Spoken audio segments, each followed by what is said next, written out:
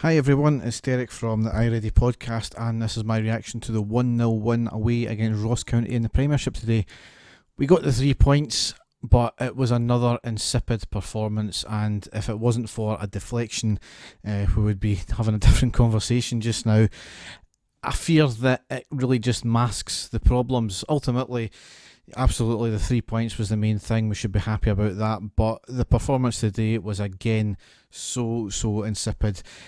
It was a case of sideways pass, backwards pass, get down the wing, cross to nobody, the ball gets knocked out, rinse and repeat. That's basically what it was, and especially in the first half today. As bad a first half as I've seen us play in. We had a lot of the possession again. We had a lot of the corner. I think we had about 9 or 10 corners in the first half.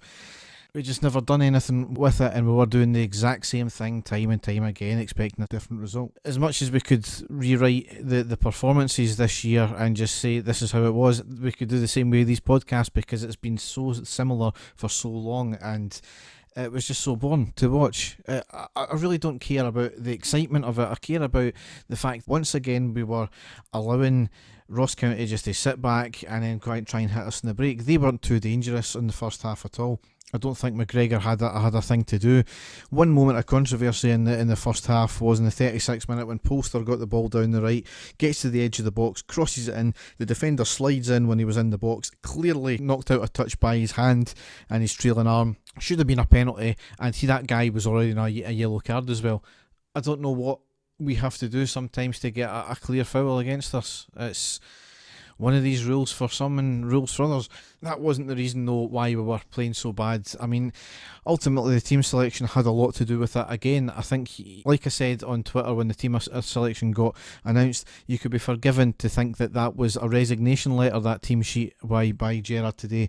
2 changes and one of them was forced. And you've got to think that, of course, Goldson's going to step in. He's classed as our best defender, but once again, he makes mistake after mistake in previous games and still gets a start.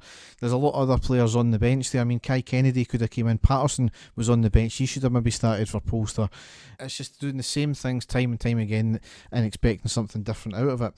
Second half, though, it was largely the same, although Ross County were probably more dangerous in this half. They forced McGregor into a couple of good saves. The first one was in the 50th minute where Aribo lost the ball in our defensive area after a bad quick ball played to him by Edmondson. The Ross County attacker got the ball forward right into our box, cuts it back into the middle, and a quick shot forcing McGregor to make a great save with his leg.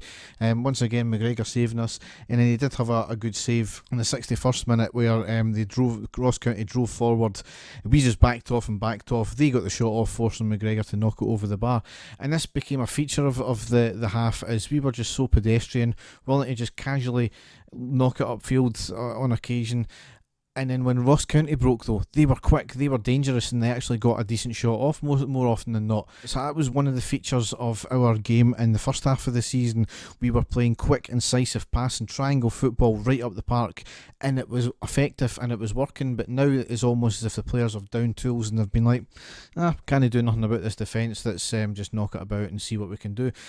Is it a symptom that the players think they're more skillful than they actually are? Because a lot of the time today, especially, we were probing, knocking it in and around, trying these wee skills, knocking it back out again when it wasn't coming off, and it just wasn't coming off for the team once again.